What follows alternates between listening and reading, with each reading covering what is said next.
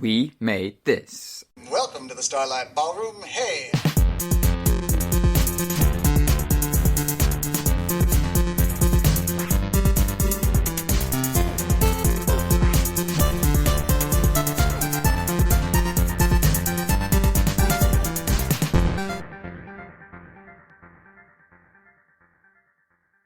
Hello and welcome to Shipwrecked and Comatose, the podcast about Red Dwarf, right here on the We Made This podcast network. My name's Mark and I am your regular host, and we are on our specials between Series 3 and Series 4, where we get to mix it up a bit, look at the surrounding culture of Red Dwarf, obscurities and weirdness, and speak to other people about anything that we fancy to do with Red Dwarf. I really like these. And my co-host, Kurt, does not, so he's not here. We've got a special guest with us today, and I want to say welcome to the podcast to Kris Carter. Hello, Kris. Hello, thanks for having me on. So, Kris, I invited you on the podcast because you've done something that I think is really, really cool. Basically, you've created a weird kind of online partworks-inspired Red Dwarf fanzine. And I found it and I was like, that's cool. So I kind of like poked you by email and thank you for joining us. Yeah, you're welcome. It was a nice surprise to get the email and like I say, just happy to chip in and help out. Well, it's called Drive Room and we're going to have a look at Drive Room a little bit later in the show. But as is our tradition, when we've got someone new on the podcast, you are going to get your officer's exam, which is our regular 5 sort of 6 questions, and the 6th one being the most difficult, but they do get progressively more difficult to answer, I think. So are you ready for your exam? I'm ready. I've inked up my palm and I'm ready to slam it down on the desk. Are you a fish? I am, 500 times. But that's not the first question. First question is, when did you discover a dwarf and what is your first memory of the show? My earliest memory is I watched part of Me Squared when it was first broadcast in 1988. I didn't watch the entire episode because I would have been about 9 at that point. But I remember very vividly a bit where Lister's watching Rimmer's death. And I remember the Red Dwarf model falls off Hollister's desk and it smashes. And you can see Rimmer's hand like as he dies, basically. So I remember vividly that particular bit. But I didn't know what it was, and I didn't know like the context of the scene or anything. And then nothing much happened for a long time. And then the actual first episode proper, where I really sat down and watched it, was Red Dwarf 3 for Backwards. Because at that point, my mum said to me, "Oh, you'll probably enjoy this show." And then I watched Backwards, and I was just hooked immediately. Recorded all of Series 3 onto VHS and just watched it till the tape ran out, basically. I think, and I hope I'm not being rude, but I think people around our age, I think you're about as zennial as I am. I think a lot of people around our age resonated really well with being just that little bit too young for Red Dwarf, but really wanting to watch a grown-up show. Yeah, and definitely. Across the board, our hosts and other people I've spoken to tend to be folk like us. But what I found fascinating is the new fandom are doing it all again. So you've got these 10 or 12-year-olds who probably shouldn't be watching it, are just kind of watching it. Yeah, absolutely. It gets that sort of like 10, 11, 12-year-old kind of mindset. And there's something about the show that's just quite formative, and it just sort of, it's got a way of hooking into you at that point. And once you're in, you're in. Well, 30-something years later now, isn't it? I know, it's crazy. We're still going and the show's still going. I mean, good. Yeah, it's insane. Great, though. There aren't many programs that have that. No, definitely. It's got the longevity to it. So what's your favourite episode of Red Dwarf? Oh, man, it's really tricky because it depends on the mood, I guess. I think probably I've got a real soft spot for Backwards because that was the first one I properly saw. So that one's probably, that's up there. But at the same time, I love Marooned as well because Marooned is such a great episode. It's just so tightly written and it's just so funny. Marooned is probably, I think, my favourite. But yeah, there's quite a few that are vying for it. But I think gun to the head, it's probably going to be Marooned.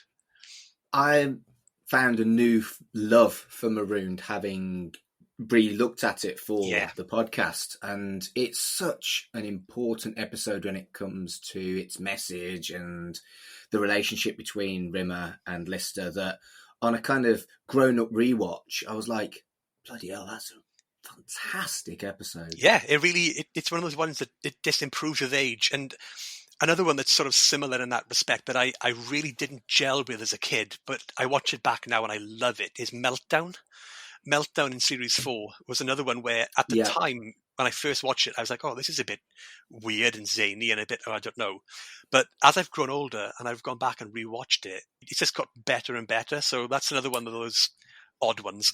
It's not subtle in its anti-war message, and I'm not a subtle man, and I'm anti-war, so it very much resonates with me, that episode. So, yeah, again, I think on reassessment as I'm older, that's another one that would have kind of slipped the net and been forgettable at the age we were talking about, like 10 or 12. So, do you know, every time I talk to someone, I just love Red Dwarf.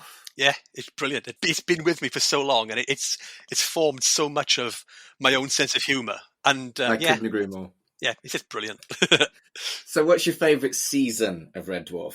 Right. Okay. So, this is another one of those ones where it sort of depends on the mood. But I've had a good think about it, and I reckon that Series 3, I think, is probably overall my favourite series. Again, partly because it was the first one I watched all the way through. It doesn't have a duff episode in it. It's just spot on. But I've got a real soft spot as well for Series 5 and Series 6.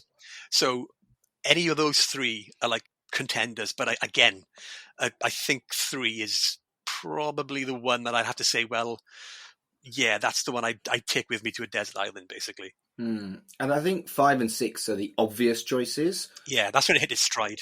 But whenever anyone's not picked 5 or 6, they've had a really good reason for picking one of the other seasons. And that's because they're all so strong. Yeah, they are. I mean, they especially the BBC era, Series 1 to 6, it's just distilled perfection, you know. There's so much it gets right. I mean, don't get me wrong, there are bits that don't quite work as well as other episodes do. Like a lot of Series 1 is a little bit ropey in spots because it was the first series. And I find Red Dwarf 4 a bit of an odd one in that it's doing all the right things and all the elements are there, but Series 4 to me never quite hits as well as 3 or 5 or 6. There's something about, even though there's some great episodes in 4, it's just not quite there. But you know, even then, that said, it's still within that bubble of the first 36 episodes. Yeah. And then after the whole split and everything, and you got the weirdness of 7 and 8 and onward. Yes. I love a lot of later Red Dwarf as well. Actually, I'm a big fan of like 10, 11 and 12. But again, there's more going wrong in those series than there is in the earlier ones. So even though there's a lot to love there, I can't say that, I absolutely prefer the later Dwarf to the earlier Dwarf. So yeah, Series 3 for me. I've not watched any of the later Dwarf since Back to Earth. And I'm fascinated because one of the things that I've not enjoyed is some of the jokes that have not aged well. Stuff that is frankly homophobic, stuff that is frankly misogynistic, and stuff that, I mentioned it at the time, there's animal cruelty in Series 1. And these things hurt me. So I'm fascinated to rediscover modern Red Dwarf, where they will be better on those things. But I've heard the gags aren't quite as funny. Yeah, and it's really weird because like it does, in some elements, it is a bit more tolerant and a bit more understanding of issues than earlier Dwarf would have been. But at the same token, it does, the later episodes do also get some stuff wrong. I mean, there's still a very strong argument that the female characters don't get written particularly well, and that's certainly true in the later series. So yeah, it's a weird one. It still gets stuff right, but it gets other stuff wrong that may be a bit different to what the earlier series got a bit wrong.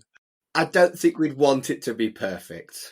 Oh no, well, you can't get perfection anyway, so that's fine. British people don't like perfection. No, it weirds us out. So who is your favourite character in Red Dwarf? It's got to be Rimmer. Rimmer is just such a complete mess. It's and he's performed so brilliantly by Chris Barry, and yeah, Rimmer is definitely the most identifiable character for me, I think. Especially as I was growing up, I always thought Crichton was great because Crichton is, this cool robot kind of thing. But again, as I've gotten older, seeing how Rimmer reacts to everything and the way he can become so petty so easily, I look at myself and think, you know what? Given the wrong day, it's like I could absolutely be that petty. So it's like, yeah, he's the one that sort of really really speaks to me nowadays. Nah. And my reassessment of Rimmer as we've done this podcast has been a revelation, really. Yeah. He's much more sympathetic than I ever really thought he was. Oh, he's brilliant. I mean, one thing I love about the character as well is that it depends on how you define the character, really, or it depends on where you define the character, because from series 1 to 7, you've got the original Rimmer. And then from series 8, you've got the nanobot resurrected Rimmer, which obviously is the same character, but a different character because he hasn't had the growth and the relationship building with Lister. And then back to Earth onward, it's never really defined as to whether or not that's the original Rimmer, or if it's a hologram of the Series 8 Rimmer, or if it's a hologram of the Series 8 Rimmer, but with memories incorporated from the Series 1 to 6 Rimmer, So it's this weird thing of where does Rimmer actually, how long has he been there? But my take on it is, if you look at Rimmer 1 to 7 as the original Rimmer, his character arc is great because he goes from being this complete coward who's got no self-confidence in himself, and you see him develop and grow, and to the point where he can become Ace Rimmer and have the confidence to leave and go off and forge his own way. And if you stopped his story there, which you can do if you think that, well, that's the original Rimmer, now he's gone, that's such a great story arc, And it's almost a shame that we get this other version of Rimmer to kind of carry on with, who's not quite had that same level of growth. But on the other hand, you don't want to have Red Dwarf without Chris Barry as Rimmer. So it's he's got to still be there. I think you're right that probably the most defining moment of the first 7 series for Rimmer was 4 words: better dead than Smeg. And as a character arc goes, if they'd ended series 6 there, I think that would have probably been the most satisfying of all the 4 characters. Yeah, definitely. And I remember at the time, I mean, again, I've got a really strong affinity for Out of Time. I remember as a kid watching that episode when it went out live and just couldn't believe that there wasn't another episode next week, because that cliffhanger was just slayed me. And to see Rimmer being so brave and being so unabashedly, take charge, that was really cool to see. It's like, my God, Rimmer's growing here. This is a really good thing. So, Rimmer's got so much depth to him. I mean, not that the others don't. Well, Cat maybe not so much, but I love the cat so much. He's just there, and you just laugh. He's just perfect. But but Rimmer's got such depth to him. It's just really good to see. That ending, as a teenager, I was mortified that they didn't resolve it. As an adult, I find it fucking hilarious. Yeah, as I get older, when I thought that Only the Good was going to be the last ever Red Dwarf, I was just kind of like, oh God. But now that I've got, another 3 series plus of Dwarf, and it's all pretty good. And even though there's no resolution to like the cliffhangers and there's continuity errors all over the shop, as I get older, it's like, you know what? I don't care. I sign up to Red Dwarf to make me laugh. And as long as it makes me laugh and just, gets a chuckle out of me, I'm fine with that. I don't care about the inconsistency. If I wanted tip-top continuity, I'd go and watch like some Star Trek or something. Like, I just want to be made to laugh, and a Red Dwarf absolutely fulfills that. Yeah. So this is the most difficult question, I think. What is your favourite moment in the entire series? Yeah, it's a really stupid moment, but it's one that I remember at the time just being incredibly tickled by, and it's just from Legion. Okay. It's when Rimmer is talking about the modern art, and this piece, for example, this with its bold, stark lines. What do you call it? And he says, the light switch. Oh, I couldn't buy it then. No, I needed to turn the lights on and off.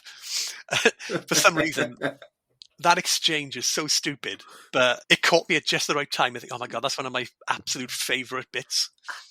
I don't know whether that's an obvious one for you or a surprise. As someone who, is an artist, clear piss take of modern art. Yeah. I don't know whether I'm surprised or not that you like that gag. Oh, it's so dumb. I just love it. It's one of my. I think it's because I just quite like the pause when Legion says, not really. I needed to turn the lights on and off. It's just a brilliantly dumb gag. I guess that slightly dates it as well. They'll have equivalent of Alexa by 3 million years' time. They won't need light switches. Yeah, exactly. It's all everything voice activated. So, it absolutely tickled me. That one did. And your final question. Now you need to think about this one. Yeah. Would you like some toast? Maybe a muffin. They are quite currenty. It's quite a bready question.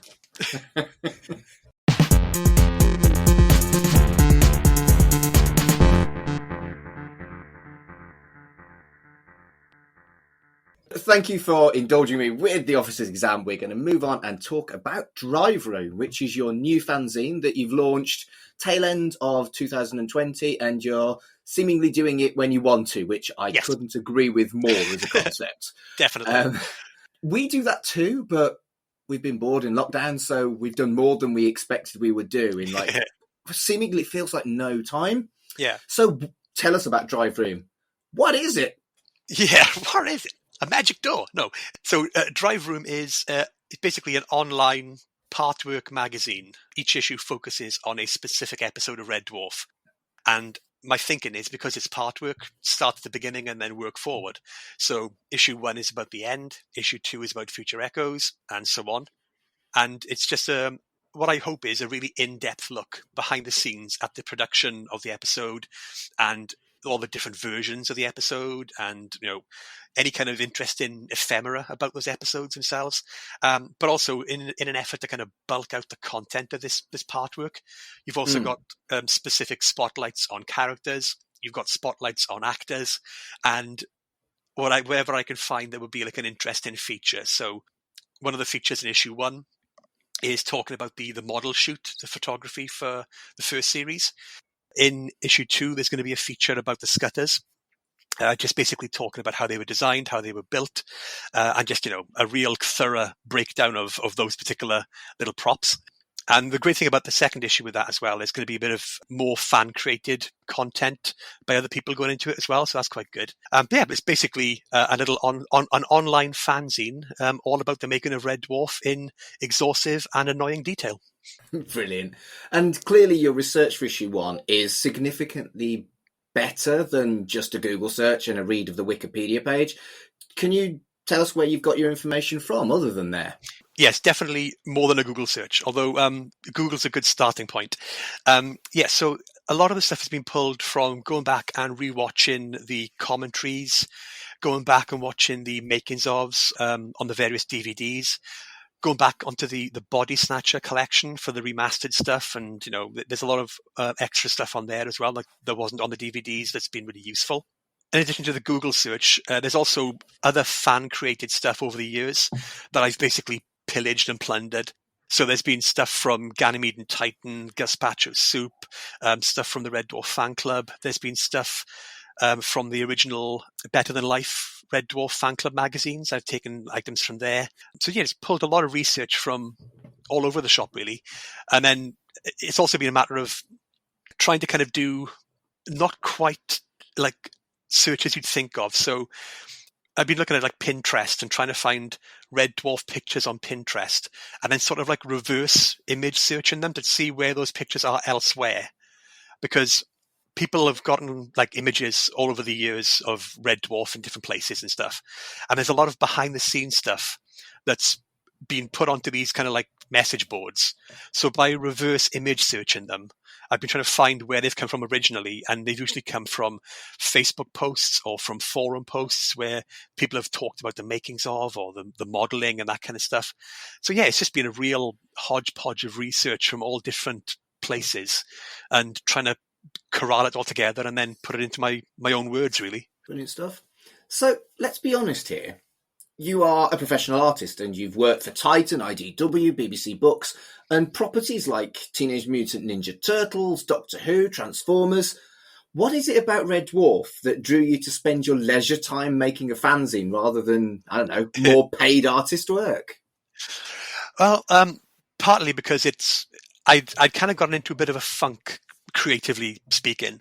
And so doing this sort of thing was a really good way to try and do something creative but didn't have too much pressure to it. So it was kind of like my own little project that I could do, and there was no specific deadline, and there's no onus on me to do, a specific thing. So it was quite nice to sort of just take it as my own thing and do this own little project that didn't have any kind of major expectations around it or any kind of limitations or restrictions. So yeah, it was just a way to sort of do something creative that I could do reasonably well, because I could try and do like comic book coloring or drawing and that kind of stuff, but it does take a lot more effort and a lot more time. And I'm just kind of not in the kind of headspace to kind of do that, Right. like in my leisure time. So it's nice to kind of just do something that's creative, that involves a bit of writing, a bit of design work, but not too much. It's a good mishmash of stuff. So I'm doing editorial, I'm doing actual writing of items, I'm doing a little bit of artwork for the covers, but again, it's not like I'm doing 20 or 30 pages of artwork. It's just that one image. So yeah, it's just been quite nice, sort of like tweak that creativeness to it, really. Right. So do you think a Red Dwarf comic book is something you'd maybe consider doing in the future? I'd love to. I used to draw Red Dwarf comics for the Better Than Life Red Dwarf Fan Club magazine. Brilliant. So I've done several of those over the years. But again, that was literally going back 20 years. So they're not particularly, they don't look very good nowadays, and they're not very well rendered. I think the stories generally hold up, but yeah, they're a bit rough and ready. Did you write the stories, or was it just the art that you did? No, definitely. I've done all the writing and the artwork for those ones. I really, really enjoyed doing that. And then back in, when would it have been? Somewhere around about 2005 or 2006. It would have been just before Back to Earth came out, I think, or it would have been just after, or maybe just after Back to Earth. But I did an 8-page story, which I posted onto DeviantArt back then, and that was a bit more refined. It looked a bit better. It was digitally coloured and digitally lettered. It looked a lot more swish. So I did that one, and that was good fun. And then the only time I've ever done Red Dwarf with somebody else, there was a guy called Ben Padden, who's a big Red Dwarf fan as well. He does a really good show on YouTube called Port Center, talking about different ports of video games that are quite obscure. It's just really good fun. But cool. He is a big Red Dwarf fan, and he wrote a script for a Series 1 based comic. So he wrote the script for that, and I drew that one. So that was a little collab. But yeah, I'd love to do a proper Red Dwarf comic at some point, like an official one. That'd be amazing. It was when I was working for IDW, I was doing Doctor Who stuff at the time, and I did pitch to Grant Naylor Productions and to IDW an actual Red Dwarf comic. And I put together a pitch pack for it. And what I basically did, because I knew that at the time, Grant Naylor Productions, they're very keen on it being only Rob and Doug doing like the writing. And I think there was a bit of leeway for the Red Dwarf magazines back in the 90s. They allowed other people to play in the sandbox a bit then, but not so much lately. So when I did this pitch, what I essentially said was, let's do a 6-issue adaptation of the first Red Dwarf novel. Basically draw that up and make it, nice and cinematic and everything, and basically look really cool. And I put together like a pitch pack of how this would work. I put together some sample artwork that I'd coloured by an artist called Ryan Button, and we pitched this thing out to Grant Naylor Productions, and they were like, we like the idea, and they gave me permission to shop it around to the publishers I was working with. Amazing. So I shopped it around to the publishers, and the general consensus was that the pitch was pretty good. They reckon it had potential, but nobody thought there was really a big enough audience comics-wise for it. And it sort of never got off the ground that way, really. That's a real shame. It is. I think it could work. And I think nowadays, especially, I think you could totally do a really good Red Dwarf comic now. I know that there's been a lot of people in the industry who are really, really good. There's a writer who wrote for Transformers called James Roberts, and James is a fantastic writer, really good at comedy, really good at pathos. He knows his characters inside and out. And I know that he could do an amazing Red Dwarf comic. And then there's an artist, Rachel Stott, and she does a lot of Doctor Who work, and also stuff for Marvel and DC as well, I think now. But her likenesses and everything are absolutely amazing, and she's a big Red Dwarf fan. So I just know that if we can get James to write one and Rachel to draw one, I'd love to colour that.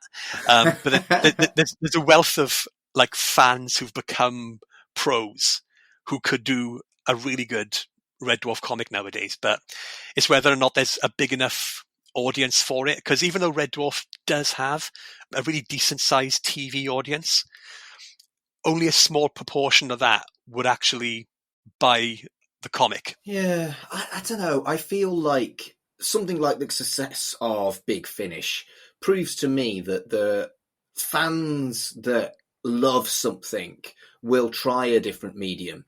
And I've said before, I'd love to see Red Dwarf go to Big Finish. But I'd also love to see a Red Dwarf graphic novel or comic as well. And yeah, I've recently re-looked at the Smegazine for this podcast. Spoilers for what we're looking at in the future. But I love the original content. They basically have two comic strips an issue. One is an adaptation of an episode, and the other is an original short story. And the short stories are bloody wonderful. Oh yes, some of them are amazing. I mean, there's one that there was two that really stuck with me. There was like a 3-part story that was drawn by Nigel Kitchen, which showed like Lister going back in time slightly to when the cats were still on board Red Dwarf, and that was a really, really good drill down into the cat mythology a little bit. Amazing. And there was another one where Crichton tried to do a time body swap to try and send Lister's mind back through to the body of his past self before the accident to try and change the past. And that was another really good one, just because it kind of looked at some of the bits of Red Dwarf we didn't see, like the gap between series 2 and 3. So yeah, there was a lot of good stuff in those comics that would be worth revisiting, I think. In fact, that was actually part of the pitch as well. I was trying to find who held the rights to those now, because they were originally published by a company called Fleetway Productions, Fleetway Editions. And Fleetway, I think, went bankrupt or they were bought out. And they ended up being bought out by, I think it was like Rebellion, who owned Judge Dredd and that now. I think they were already involved with Rebellion, if I remember rightly, because there's a lot of adverts for Judge Dredd in the Smegazine. That's right, yeah. So I think at that point there was definitely something on the cards there. So I was trying to work out who held the rights to it nowadays, and I'd imagine Grant Nader Productions obviously should have like the rights to it as well. But as part of the pitch, I was saying, a quick way of making a buck would be to actually collect just the comic only material from the Smegazines into a graphic novel. And there's enough material you could totally do that. Yeah. And that would be a really nice little, a quick to assemble collection that would look really good. But again, it's one of those things that unfortunately hasn't come to pass, at least not yet. We can always cross our fingers. Red Dwarf never goes away. No, it's very persistent. It does stick around. So what attracted you to the idea of covering Red Dwarf episodes in the partworks style kind of magazines? Are you like a big fan of those? Not particularly. I know a lot of people. I know a lot of people who do collect them. Weirdly enough, but I've never collected them myself. But I've always been sort of interested in that aspect of it. Like I remember I used to go to school with somebody who collected. Like there was a Star Trek partwork, and that was a really kind of comprehensive thing up to Voyager at that time. So that was quite comprehensive. I remember quite liking that. And then a friend of mine also collects the There's like a Judge Dredd partwork that's really comprehensive. That's really good. Yes, I actually collected that and completed Yeah. that. I'm not just a nerd for Red Dwarf, you know. No, exactly. You'll have some other interests. And then there's a Transformers fan I know called Graham Thompson, and he's basically, I think in the middle of last year, he started like essentially a Patreon that's an online partwork that covers in depth the production of the Transformers UK comics from the 1980s. Right. And I'm a big Transformers fan as well as a big Red Dwarf fan, and I've been subscribed to his little partwork thing. And so I thought, oh, I really like this. I love the design of it. It looks really good. It's a really informative thing. So that was a big sort of influence on Drive Room, essentially. I thought, oh, Right. I want to take his format and essentially apply it to Red Dwarf and go from there. Although with the Drive Room one, because he uses so much in the way of copyrighted materials, I've felt a little bit iffy sort of charging for it, which is why it's free. I thought, well, if I offer it for free, hopefully I won't get into any legal trouble. Hopefully. Yeah, I hadn't even thought about that. It's a work of review and education, so hopefully it's okay. I think you're all right. Yeah. Shame you can't charge for it though, because it is pretty cool. Oh, thank you. Yeah, well, I've got my PayPal open and in the back of the book. So if anybody does want to make a contribution, at all, they're welcome to. Mm-hmm. I'm just not going to outright say, hey, pay me for this book. Makes a lot of sense. Yeah. So we're going to carry on and talk about partworks and the culture behind them. The example that came to me was the Doctor Who figurine collection, which has nearly 200 issues and it's still going. And the models are really cool. I don't collect it because I don't have £1 million. But yeah, have you thought about partnering with someone who could make these models and make Drive Room a physical partwork? How cool would little Red Dwarf models be? You start with Lister, then you get Rimmer, then it gets more obscure. Yeah. You get the Inquisitor and goodness knows who else. I'd love that. Yeah. I want Chen, Selby and Peterson action figures. Scutters, that'd be amazing. All of it. Yeah. All of them. When I have Holly's monitor on wheels, that'd be great. Brilliant. Yeah. Yes. Put on actual little rollers. No, that would be great fun to do. I think that's definitely one of those projects that would be that'd be amazing. But knowing full well that the amount of work involved to do that and the amount of money involved to do that would definitely be a no-goer. But man, it would be awesome to see though. I would quite like to see that kind of thing. What about something like? I assume this isn't your area of artistic expertise, but if you know someone who's good with 3D print designs, you could have someone create a 3D print design for each issue that people could then print their own little Holly on wheels or whatever. Yeah, that would actually kind of work. You could if you could put a code in the back of the comic. Yeah, put a code in the back there, click this, download this Blender object or whatever, and then you've got a little 3D printable file you could print out. I think the amount of people who would probably do that would number in literally the 3 or 4. So it's... I mean, I don't have a 3D printer, but the local library does when we're not living in the plague lands. So yeah. I probably would. Yeah, it's one of those things where that would be really cool to do. And I think done right, you could do some really good stuff with it. But again, I think it's just a matter of the amount of time it would take to actually get that done and looking good. I actually have done some 3D modeling stuff in Blender, but it's rubbish. But I do say I do know a couple of people who are really good at Blender and could do some great stuff. But again, it's just a matter of getting people to commit their time and energy to do that kind of thing, really. But it's certainly something that would be really good to see. I've got a little motorized scudder from the Red Dwarf 8 DVDs. So I've got that little model, which I'd love to bits. So it'd be great to have a little army of scutters. But yeah, that's the thing. You could once you've got the recipe. Is it called a recipe? Yeah, I call it a recipe. Once you've got the recipe, it's not like the Doctor Who collection where you just get one. If you wanted an army of scutters, you absolutely could. Yeah, you can just totally army build them. I know that a guy I know at the moment is 3D printing his own Marvin the Paranoid Android costume. Amazing. And that is so big.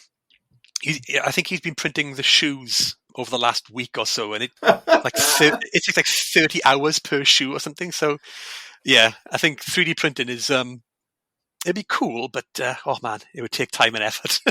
They're not quiet either, are they?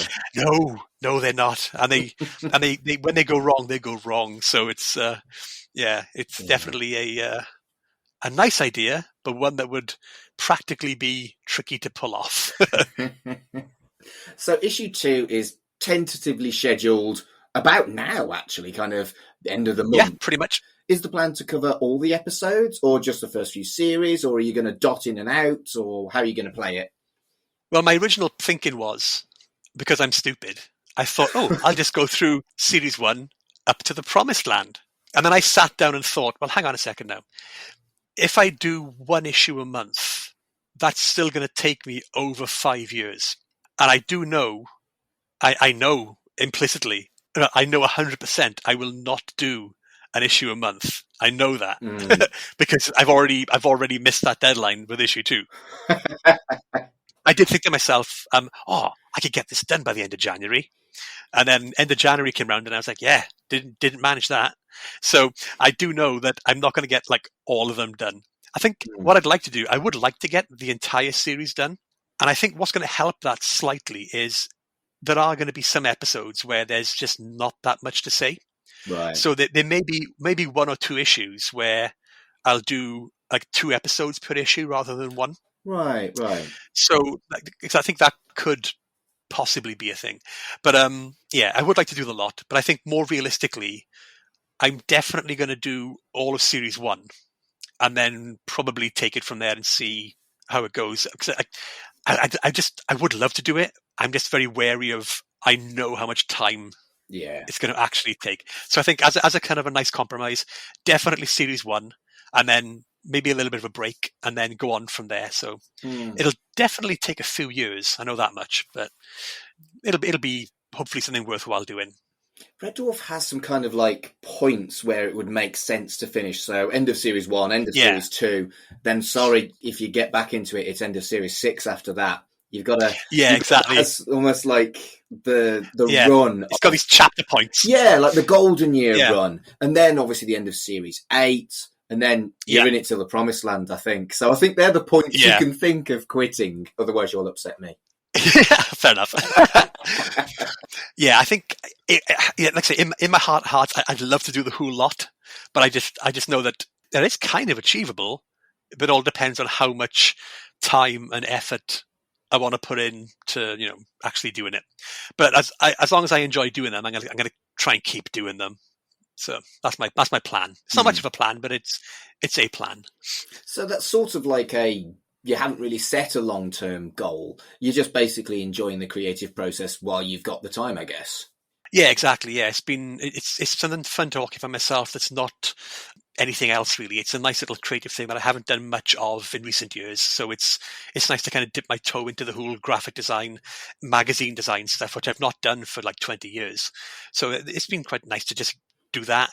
And I know issue 2 is almost done. So that'll be, I think I'm confident that'll be out before the end of February. It's literally got about 2 or 3 pages left where I've got to try and edit down the character spotlight, because that's always the biggest section, because there's so much history for the characters. Particularly with the original 4, 5, including Holly. Maybe they'll be slightly reduced after that. But even characters like Chen and Peterson, they've got rich history. Captain Hollister, you could write for hours on Captain Hollister.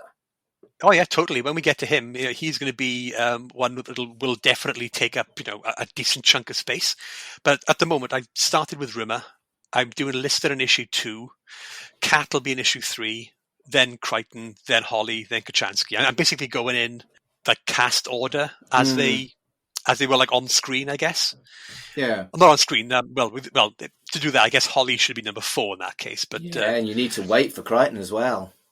I know, so it's like it'd be quite nice to do Crichton's one for like series 2, episode 1. So that'd be quite nice to kind of tie that into that.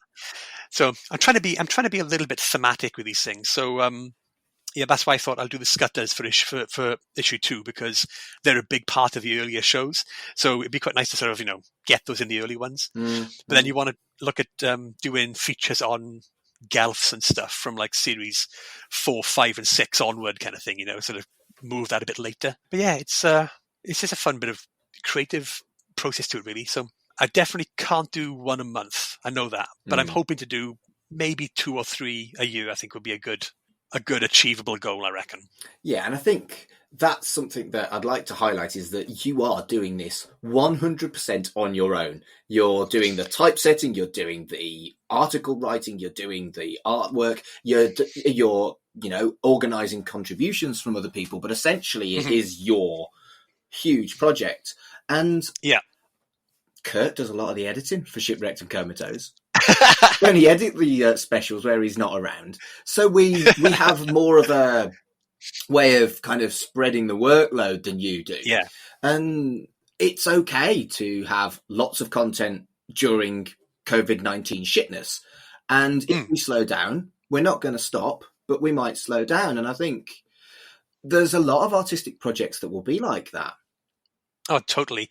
I think one thing that's going to help, I know that myself, I work for a university. So I'm currently working from home. I've been working from home since last March. And that's meant that I'm saving a lot of time on travel. So that's quite nice. And that even after COVID, I know that the university I work for is going to carry on doing the remote working thing. Interesting. So even when COVID is no longer an issue, there's been so many people who've liked working from home within the university itself that we're going to move to a mixed model. So it'll be like 2 days in the office, 3 days working from home. So it'll still be more time at home. And of course, the more time I've got at home, the less time I'm spending commuting. That's more time that can be spent writing up something or drawing something and, indulging in the creative side of things a little bit. So yeah, it's something I definitely wanted to keep rolling out. It's just a matter of how quickly I can get them done without them being crap. And that's the thing, isn't it? I think we've got the time at the moment for relatively regular series of Shipwrecks and Comatose, but we'd rather enjoy it and have good quality episodes slower in the long term, perhaps, than just churn stuff out because it's an obligation. This is a hobby. It absolutely is a hobby, and I'm assuming it's the same attitude for you when it comes to Drive Room. Definitely. And that's one thing I found is that I've never been much of a comic book collector, but I've always enjoyed the process of making comics. So I would make my own comics and stuff for fun. And that was really, really entertaining and really, really good. But then when I found myself getting paid to make comics and it became a job, it definitely is a different vibe. And it's good in one way because you learn to work faster, your work improves, you get to work with some great people and work on some great projects and you get paid to do it. But at the same time, it becomes a job and an element of joy kind of gets stripped away a little bit because there's more pressure. You've got to get it right. You've got to get it done by a certain time. You don't have quite as much leniency or you don't have as much play as you would do with your own projects. So trying to keep things as hobbies that aren't your job is definitely a positive. And I think because in my current job, I do training for digital skills and stuff that doesn't involve editorial stuff or magazine layout or graphic design work. So it's quite nice to sort of do this as a separate hobby rather than something that's going to be my livelihood. Yeah, absolutely.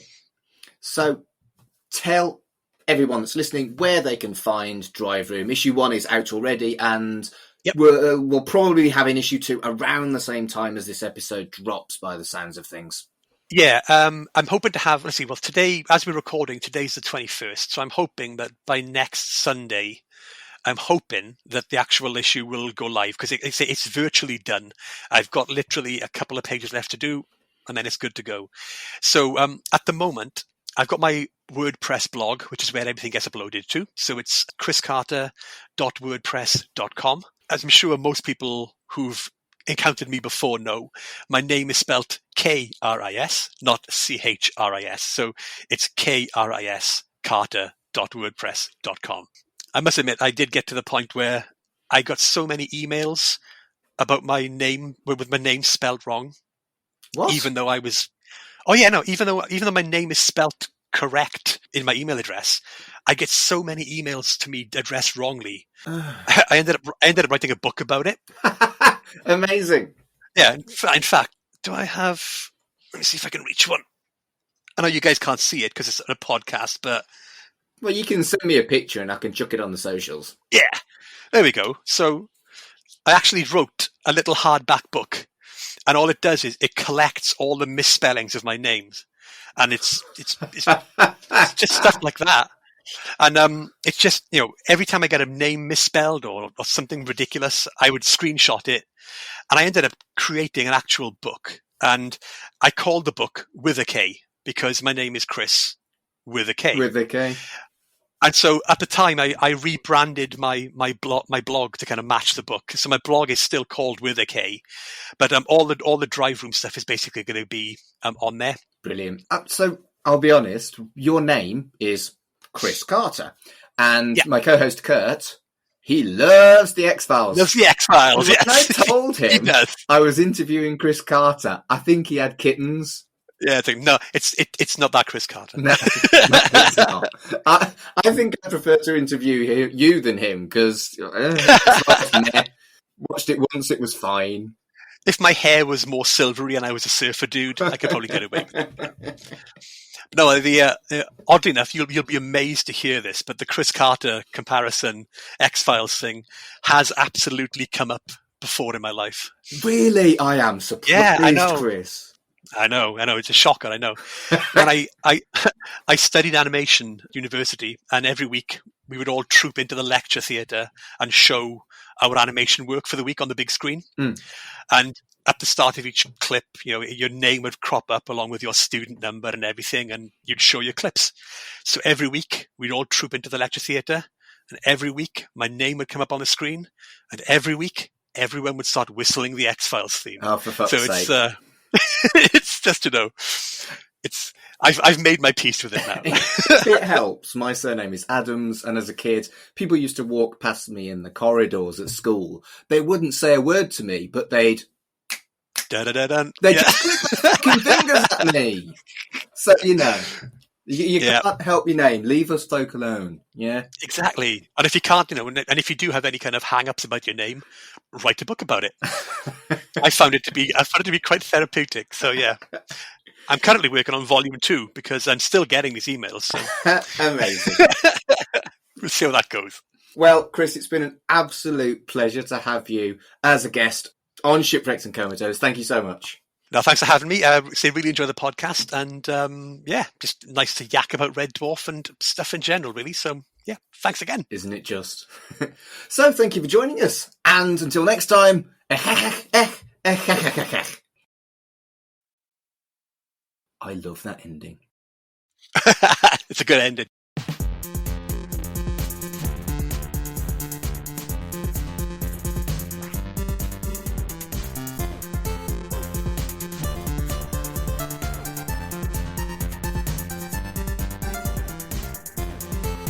Shipwrecked and Comatose, a Red Dwarf podcast, was created and produced by Mark Adams and Kurt North.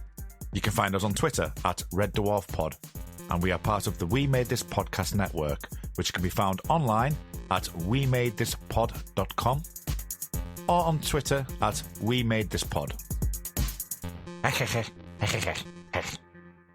Hello everyone, this is Tony, Network Chief of We Made This. As you know, our podcast network brings together a brilliant assortment of talent who talk about all kinds of pop culture content, such as the episode you just listened to. We're not going anywhere, but we'd love to keep the lights on for even longer if you're able to support our network on Patreon. For just £2 a month, you get your name in lights and the satisfaction of knowing you're helping us produce more great audio. And for £3 a month, you'll get your name in lights, but you'll also get access to an exclusive bi-monthly podcast from the We Made This talent pool on podcasting, pop culture, and, well, you tell us. We'll take your suggestions. For less than the price of a coffee per month, you can help keep We Made This going. Just head to patreon.com/We Made This. That's patreon.com/We Made This. And get the ball rolling. Elsewhere on We Made This. Cerebral Jukebox. Yeah, because we were talking about this. We've talked about the different covers there are. Now, you yourself, I thought I'd found a nice little sort of hidden gem here, because you yourself were in a band called Bleeder, or still are in a band called Bleeder. Yeah. And when I was looking on Spotify just for different covers of the song, I noticed there is a cover of this by a band called Bleeder. And I was like, oh, brilliant, this is what Niall's not told me, is that he's actually done a cover of it that got released. Right in the childhood. Would you like to guess what my favourite character was? Oh, Foo Dog. It was indeed Of course, Foo Dog. it's always Animal. Played by Bender. Played by Bender again. Another appearance by Bender in one of these shows. I think great sidekick, sort of, in a way. There was a nice joke as well that was like, oh, you're my dog. Oh, no, I mean that as in, like, in the hip-hop way, not like, I own you. And I was like, that's a nice little touch. For Avatar fans as well, the guy who voices Jake Long also voices one of the main characters in that, Fire Lord Zuko, which is really funny because he deals with fire in that, and he was a dragon in this. So I was like, oh, there's a lot of fire in his voicing career. He was also Rufio in, the film Hook. Oh, okay. Rufio! So him.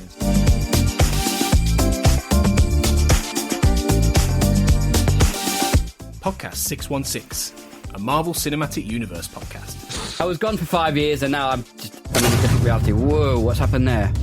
Luke's been blipped. Luke's been blipped. Here he is. Luke's been blipped. He's back again. So, Luke, it's been 5 years. I've got a few things to catch you up on. Yeah. What did he make to Loki season 6? Craig? Well, what are we on? Spider-Man 8 now, are we? With Sony? Yeah, but it's Miles Morales now, so that's all good. Check out all of these shows and more on the We Made This podcast network.